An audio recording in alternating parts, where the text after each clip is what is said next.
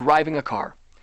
Your subconscious mind stores information as images or pictures wrapped in emotions.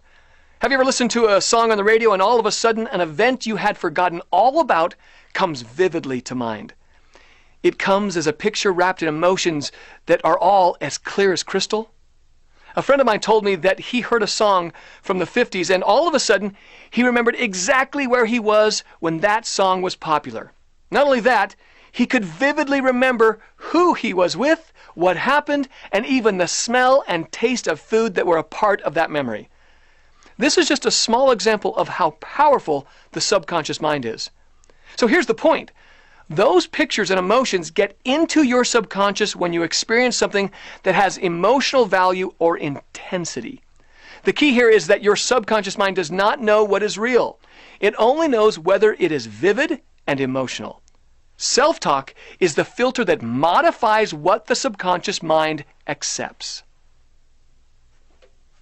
Let me give you an example.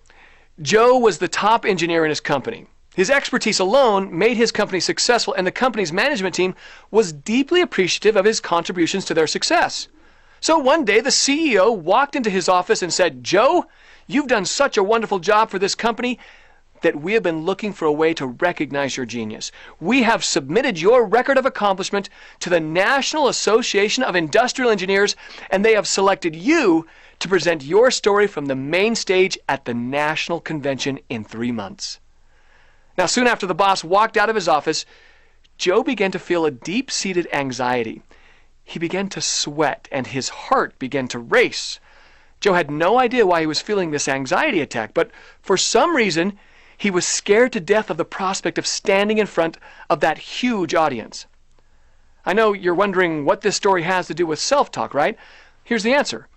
When Joe was in grade school during a show-and-tell presentation to the kids in his class, they pointed out that his fly was open and started laughing. He was terribly embarrassed. Joe is now 37 years old, so this happened in the 3rd grade some 30 years ago. How many times did it happen? The answer is that it happened not once, but hundreds of times at least, according to his subconscious mind.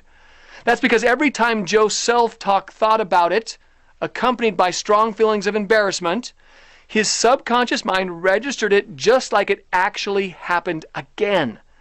Every time he was home for the holidays and his parents or siblings brought up that experience, Joe's subconscious mind registered it and its accompanying emotions just like it happened again. So it's no small wonder that Joe was having an anxiety attack. His subconscious knew for certain that when he got up in front of an audience, something terrible was going to happen. That's because of his self-talk and the talk of others around him, burning that reality so deeply into his subconscious that when he had no conscious memory of that event, he felt the visceral emotional threat nonetheless. Here is a lesson. You must control your own self-talk about what is happening to you now and what did happen to you in the past. Wrap it in vivid, positive emotions. You can direct your subconscious to lock in positivity by controlling what you say to yourself and